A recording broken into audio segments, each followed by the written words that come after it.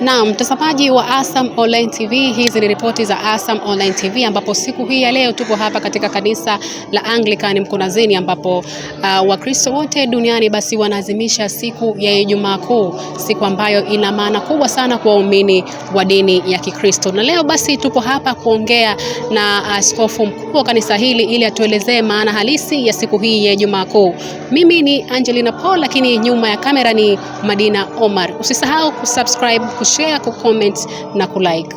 Kwaresima ni timilifu yake inatimia siku hii ya Ijumaa Kuu. Na kwa nini inatimia hivi? Tuna kitu tunaita njia ya msalaba. Yale matendo aliyoyafanya Bwana Yesu, ama amepitishwa akianguka, akifutwa, akipigwa mpaka anakwenda kuhukumiwa kifo, ambayo inatimia katika siku hii ya Ijumaa Kuu.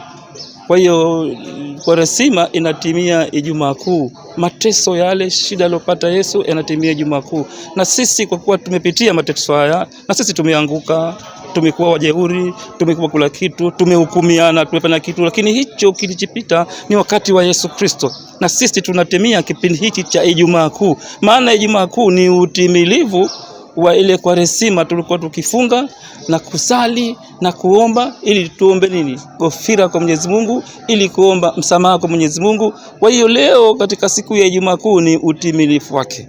Kwa hiyo kila mmoja anapokuja, wengi sijui wamevaa nguo nyeusi kwa sababu ilikuwa ni siku ya toba, na wengine wamevaa nyeupe. Sasa kila mmoja hatuingiliani katika mavazi yao, isipokuwa mwenyewe anavyojiona kwamba mimi nilikuwa katika kufunga Kwaresima, lakini sasa anaingia kwenye Ijumaa Kuu kwamba tunasahau yale ya kufunga, ili tupate neema na rehema kwa Mwenyezi Mungu, awe amekubali na kutakabali makosa na dhambi zetu tuzifanya. Kwa hiyo Ijumaa Kuu ya leo tuna huzuni kwamba tunajua njia ya msalaba inatupeleka kwamba Yesu anakwenda kufa, anakwenda kusulubiwa leo.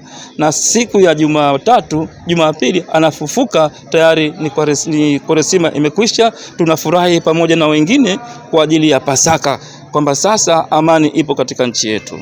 Amani hii ipo kwa viongozi wa dini wote.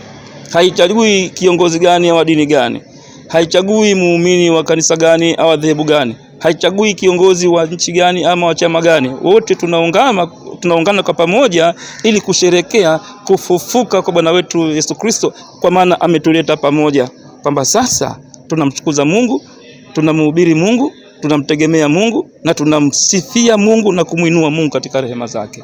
Ni swala la kiimani. Wewe unapoamini kwamba nikifanya hivi inakuwa hivi.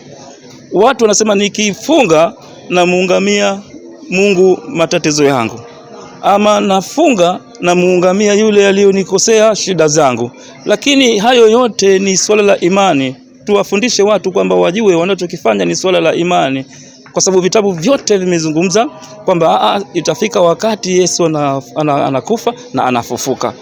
Kwa hiyo Wakristo tusiingie katika kusema tu, ili tujue tunachokifanya kwa Ijumaa Kuu, tunachokifanya kwa ajili ya Pasaka, tunachokifanya kwa Kwaresima ni imani ya mtu mwenyewe ambayo inamtazamisha amuone Mungu katika shida zake, katika matatizo yake, kwamba Pasaka hii Yesu anafufuka.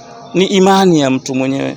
Wengine wanasema hajasulubiwa, mwingine amesulubiwa, lakini sisi wote tunafuata vitabu vya Mwenyezi Mungu kwamba vinasemaje na vinaelekeza vipi na imani inasemaje.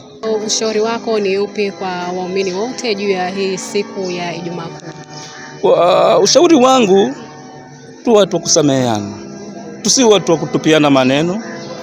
Kwa sasa hivi nyinyi wanadamu, yapo mambo mitandao, watu wanafanya mambo asiko na maana, wanakashifiana, wanatukanana, hata viongozi wanatukanwa mle, wanakashifiana. Hebu tuache hii habari. Afadhali hata wewe dada, mwanangu mtangazaji, nyinyi mmeitwa na neema ya Mungu. Nyinyi mmepewa neema. Hiyo ni call ambayo mmeitwa. Nafanya vitu ili kuwahamasisha na kuwaboresha wengine. Ni matarajio yangu kwamba umepata kujua maana halisi ya maadhimisho ya siku hii ya Ijumaa Kuu. Na askofu wa kanisa hili la Anglican, Askofu Michael Hafidh, ametuelezea kiundani kabisa kuhusiana na siku hii ya Ijumaa Kuu. Mimi ni Angel Paul, lakini nyuma ya kamera ni Madina Omar. Endelea kufuatilia Asam Online TV kwa vipindi vizuri na vyenye kuelimisha.